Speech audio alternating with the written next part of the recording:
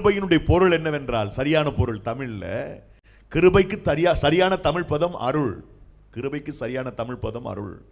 அந்த கிருபையினுடைய பொருள் என்ன தமிழிலே சரியா சொல்ல வேண்டுமானால், தகுதியில்லாத ஒரு மனிதனுக்கு தேவன் கொடுக்கிற வெகுமதி. கிருபை என்றால் என்ன பொருள்? தகுதியில்லாத ஒரு மனிதனுக்கு தேவன் கொடுக்கிற வெகுமதி. ஆகவே நமக்கு தகுதி இல்லை, அவருடைய பிள்ளைகளாக, அவருடைய மக்களாக, அவரால் தெரிந்து கொள்ளப்பட்ட மக்களாக வாழ்வதற்கு we are unworthy, அபாத்திரமானவர்கள், தகுதியற்றவர்கள். ஆனால் ஆண்டவர் தம்முடைய பிள்ளைகளாக நம்மை உருவாக்கி தெரிந்து கொண்டு நம்மை நிலைப்படுத்தி நம்மை நடத்துகிறார். இது ஆண்டவருடைய கிருபை. தகுதி இல்லாத எனக்கு ஆண்டவர் பாராட்டுகிற மிகப்பெரிய தயவு, அவர் கொடுத்திருக்கிற பரிசு எனக்கு. அன்பிற்குரியவர்களே, ஆகவே நாம் வாழ்ந்து கொண்டிருக்கிற காலம் ஒரு பொல்லாத காலம். கிருபையாக நாம் வாழ்கிறோம். ஒருவேளை நாளை இந்த உலகம் நிற்குமா? நாளைக்கு நான் உயிரோடு இருப்பேனா? we don't know. நமக்கு அது தெரியாது.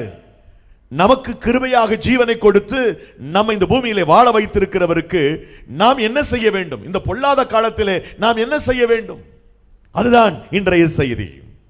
நான் என்ன செய்ய வேண்டும்? ஒரு ஆவிக்குரிய மனுஷனாக, மனுஷியாக, தேவ பிள்ளையாக நான் செய்ய வேண்டிய காரியம் என்ன? யாராவது சொல்ல முடியுமா? பிரதர், பாஸ்டர், நான் இன்னும் ஒரு 60 ஆண்டுகள் இருப்பேன், 70 வயது வரைக்கும் இருப்பேன், ஏன் 100 வயசு வரைக்கும் நான் இருப்பேன், நான் இப்பெல்லாம் போக மாட்டேன், கர்த்தர் என்னை கூப்பிட மாட்டாரு அப்படின்னு உறுதியா சொல்ல முடியுமா? ஒருவேளை பரிசுத்தவான்களுக்கு வெளிப்படுத்தினால் அவள் சொல்லலாம், தேவ மனிதர்கள் 90 வயதில் நான் மரிப்பேன். அப்படி நிறைய பரிசுத்தவான்கள் கரெக்டா அவங்க மரிக்கிற டைம், நேரம், காலத்தை முன்குறிச்சு மரிச்சிருக்கிறாங்க. எனக்கு தெரியும், நிறைய சாட்சிகளை நான் வாசித்திருக்கிறேன், அறிகிறேன். பெரும்பகுதியான மக்கள் நமக்கு தெரியாது.